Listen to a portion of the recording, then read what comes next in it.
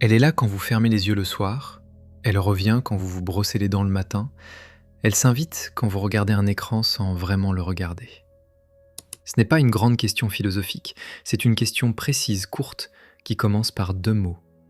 Et si? Et si? Vous savez exactement de laquelle je parle. Je ne vais pas la nommer à votre place, ça ne sert à rien. Je vais juste vous dire un mot avant d'aller plus loin. Moi aussi, elle est là depuis une dizaine de jours. Je ne suis pas en train de vous parler d'un phénomène extérieur que j'observe chez vous. Je vis la même chose. Bon, prenez un exemple tout bête. Vous tapez un message sur votre téléphone et votre autocomplétion vous propose un mot que vous n'utilisez jamais. Un mot qui n'est même pas dans votre vocabulaire habituel. Un mot que vous pensiez que votre téléphone n'avait aucune raison d'avoir appris. Pendant une fraction de seconde, vous vous dites « Tiens, d'où il sort celui-là ?» Et la question revient. Et si ? Elle ne finit pas sa phrase d'ailleurs. Elle la laisse en suspens parce qu'elle veut que vous la finissiez à sa place. Cette question-là, beaucoup d'entre vous la vivent en ce moment. Je le sais parce que les commentaires sous les dernières vidéos parlent tous un peu de la même chose. Quelqu'un a écrit il y a 2 jours quelque chose comme « Il y a un pan de ma vie que je regarde à nouveau et je ne sais pas si c'est bien ou si c'est grave. » Cette phrase-là est revenue plusieurs fois sous différentes plumes. Ça ressemble à un climat partagé plus qu'à une coïncidence. Et cette question, elle n'arrive pas par hasard, et elle n'arrive pas seule. Elle arrive en même temps que quelque chose dans le ciel. À la fin de ce mois, le dimanche 31 mai, une pleine lune va s'allumer au-dessus de nous. Pas une pleine lune ordinaire, une pleine lune qui n'aurait pas dû exister cette année. La 13e dans une année qui n'en prévoyait que 12, celle qui déborde du calendrier. On lui donne un nom depuis 1 siècle et demi, vous l'avez peut-être déjà entendu. On l'appelle la lune bleue. Et ce qu'elle fait dans la tête des gens pendant les semaines où elle monte, c'est faire remonter exactement ce type de questions. Ces questions en « et si ?» celles qui ne finissent pas leur phrase. Alors voilà ce qu'on va faire ensemble. On va prendre le temps de comprendre pourquoi cette lune-là, précisément, agit comme ça sur votre tête. Je vais vous raconter d'où vient son nom, avec une histoire vraie qui remonte à 1883. On va regarder ce qu'elle vient faire dans votre ciel selon votre signe. Et on finira par un geste très simple à faire chez vous. Un geste qui vous prendra 2 minutes, mais dont vous me redirez des nouvelles dans 6 mois. Je vous promets.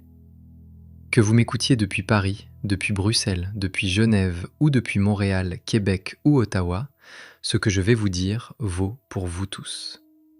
J'ai vu dans les derniers commentaires que vous êtes de plus en plus nombreux à m'écrire depuis la rive nord du Saint-Laurent, et je tenais à vous le signaler. Bon, on y va. Le dimanche 31 mai 2026, à 10h45 du matin heure de Paris, à 4h45 du matin à Québec, une pleine lune va s'allumer dans le ciel. Elle sera au 10e degré du Sagittaire, en face du Soleil qui tiendra exactement le même degré dans les Gémeaux. Pour ceux à qui le mot degré fait peur, je précise vite, chaque signe du zodiaque compte 30 degrés, comme une tarte coupée en 30 parts. 10e degré, c'est à peu près au tiers du signe, pas sorcier. Et notez au passage qu'on va vivre ce moment très différemment des 2 côtés de l'Atlantique. En France, en Belgique, en Suisse, la pleine lune est exacte en pleine matinée. Vous serez debout, en train de boire un café. Au Québec, elle est exacte avant l'aube, dans ce créneau étrange où la nuit n'est plus vraiment la nuit et où le jour n'a pas encore commencé. 2 expériences très différentes du même instant céleste. Jusque-là, rien de spécial. Une pleine lune de plus dans une année qui en compte 12. Sauf que cette pleine lune-là n'est pas la 12e de l'année. Elle est la 13e. Et c'est tout le problème. Dans la vidéo sur la lune rose, je vous avais parlé du système algonquin. Les peuples algonquins d'Amérique du Nord avaient un nom pour chaque pleine lune de l'année. Lune du loup en janvier, lune rose en avril, lune des fleurs en mai, et ainsi de suite. 12 mois, 12 lunes. Ce système fonctionne parfaitement, Sauf qu'il a un défaut. Le cycle de la Lune dure 29 jours et demi. Sur une année de 365 jours, ça fait un peu plus de 12 cycles. Pas exactement 12. 12 et quelque chose. Et ce quelque chose, au bout de quelques années, finit par produire un 13e cycle dans une année. Le mois de mai 2026 est un de ces mois où ça arrive. Le 1er mai, vous avez eu la pleine lune du Scorpion, celle dont je vous ai parlé il y a quelques semaines, la lune des fleurs. Elle est passée. Et 30 jours plus tard, le 31 mai, une deuxième pleine lune arrive. 2 pleines lunes dans le même mois. Cette deuxième pleine lune, elle n'entrait dans aucune case algonquine. Elle n'avait pas de nom. Elle cassait le système des 12. Plus tard, les colons anglo-saxons l'ont appelée la lune bleue. Et pourquoi bleu exactement? Je vous arrête tout de suite, les linguistes ne sont pas complètement d'accord. L'hypothèse la plus sérieuse, c'est que ça vient d'un vieux mot anglais, biliou, qu'on écrit B-E-L-E-W-E, et qui voulait dire trahir, fausser. La lune qui trahit le calendrier. Celle qui met en retard les fêtes religieuses parce qu'elle arrive là où on ne l'attendait pas. Au fil des siècles, biliou est devenu blue. Le mot a glissé du sens de trahison vers la couleur. Mais à l'origine, la lune bleue n'était pas une lune colorée, c'était une lune traîtresse. Aujourd'hui, dans la langue anglaise, quand on veut dire qu'une chose arrive très rarement, on dit « once in a blue moon », une fois par lune bleue. En français, on a notre propre formule pour ça, qui n'a rien à voir avec la lune, mais qui dit exactement la même chose. Tous les 36 du mois. Le 36 n'existe pas dans un mois, comme cette 13e lune n'aurait pas dû exister dans l'année. 2 langues, 2 images, la même idée. Quand le calendrier craque, il faut un mot pour nommer ce qui déborde. Ce qui me fascine dans cette histoire, c'est que les Algonquins, eux, ne lui donnaient pas de nom. Ils la regardaient passer sans la nommer. Comme si certaines lunes n'étaient pas à mettre dans la grille. Je trouve ça beau.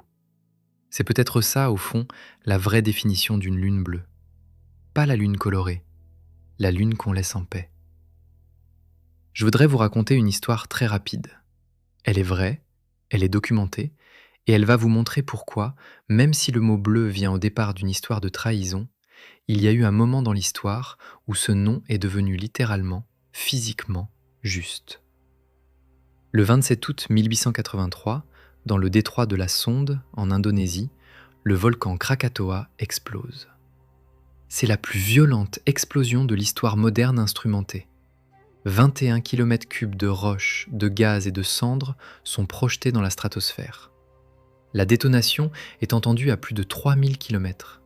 À Perth, en Australie, les habitants pensent qu'un navire a tiré au canon juste au-dessus d'eux. Et pendant les années qui suivent, le ciel du monde entier change de couleur. Les couchers de soleil deviennent rouges comme on ne les avait jamais vus. Un jeune homme norvégien, qui avait 19 ans à l'époque, est resté marqué toute sa vie par ce ciel. 10 ans plus tard, il peindra un tableau célèbre dans le monde entier. Un visage qui hurle sur un pont sous un ciel rouge sang. Dans son journal intime, à la date du 22 janvier 1892, il avait écrit ces quelques mots que je vais vous lire. Le soleil se couchait, et des nuages devenaient rouge sang. J'ai senti un cri passer à travers la nature. En 2005, 3 chercheurs américains publient une étude dans la revue de l'American Physical Society. Ils comparent les descriptions du journal avec les archives météorologiques de 1883 à 1886. Et le parallèle est saisissant. Ce qu'il a vu à 19 ans, c'est peut-être Krakatoa. Alors attention, je précise tout de suite. Ce n'est pas un fait prouvé. C'est une théorie, et elle a ses défenseurs et ses détracteurs. Les historiens de l'art restent partagés. Certains pensent que le ciel rouge du tableau est purement symbolique. D'autres, en suivant cette étude, pensent que c'est une empreinte atmosphérique laissée par Krakatoa. Les 2 lectures se défendent. Je ne suis ni critique d'art, ni physicien atmosphérique, donc je vous laisse juger. Ce que je trouve intéressant, c'est juste que le lien est discuté sérieusement, et qu'il rappelle qu'un événement survenu à l'autre bout du monde peut laisser des traces dans la tête d'un enfant de 19 ans, sans même qu'il sache pourquoi. Mais l'effet le plus étrange n'est pas dans les couchers de soleil, il est dans la Lune. Pendant ces années, la Lune apparaît littéralement bleue dans certaines conditions. Pas un effet poétique, un effet physique. Les particules de cendres volcaniques ont une taille très précise, autour d'1 micromètre, c'est-à-dire à peu près 70 fois plus fin qu'un cheveu. Ces particules filtrent les longueurs d'onde rouges et laissent passer des bleus. Et des témoignages collectés à l'époque, rassemblés en 1888 par la Royal Society de Londres dans un rapport qui existe encore aujourd'hui, décrivent une lune vraiment bleue dans le ciel, observée depuis l'Inde, depuis l'Angleterre, depuis l'Ouest américain. Pas une image poétique, des yeux humains à l'époque qui ont vu ça une fois dans leur vie. La lune du 31 mai 2026 ne sera pas bleue au sens physique. Il n'y a pas de Krakatoa en ce moment.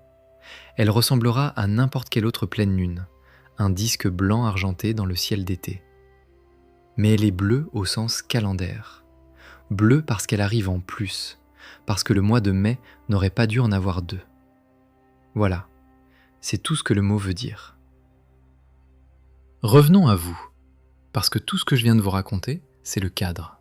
Et le cadre, il colle exactement avec ce que vous vivez dans votre tête depuis quelques semaines. Regardez le ciel du 31 mai. La Lune tient le 10e degré du Sagittaire.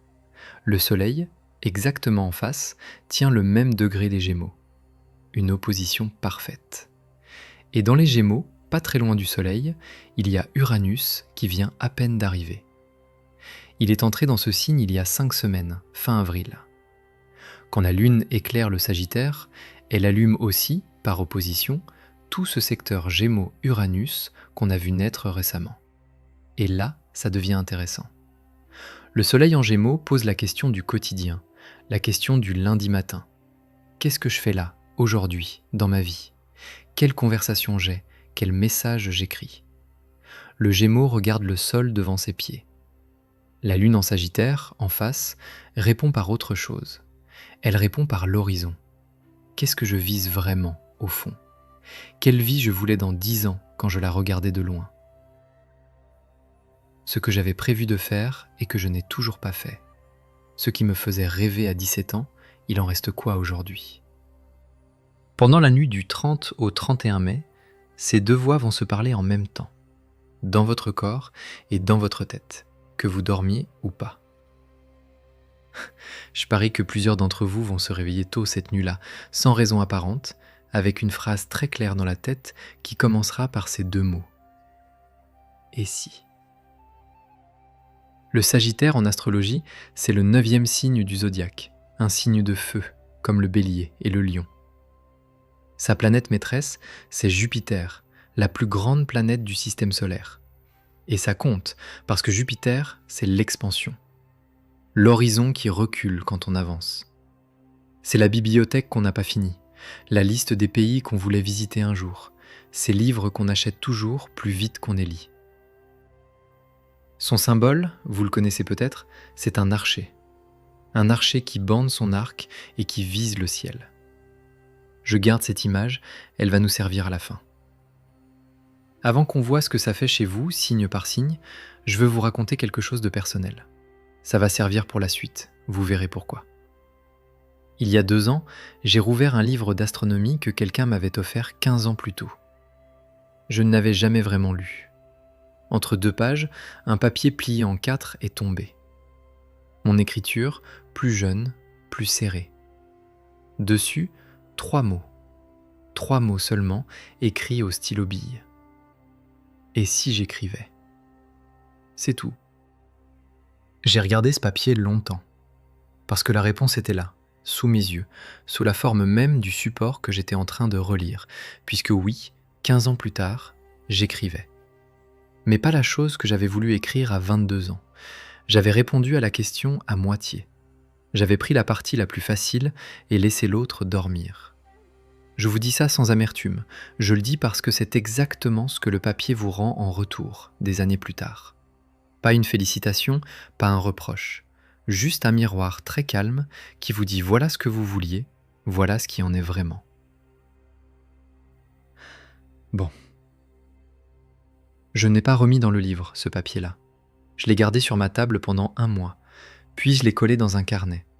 Je le relis de temps en temps et il me recale. Voilà.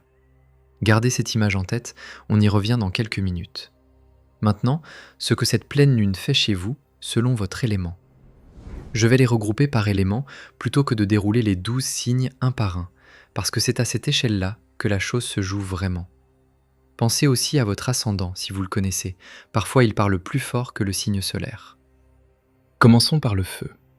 Bélier, Lion, Sagittaire, cette pleine lune vous parle votre langue.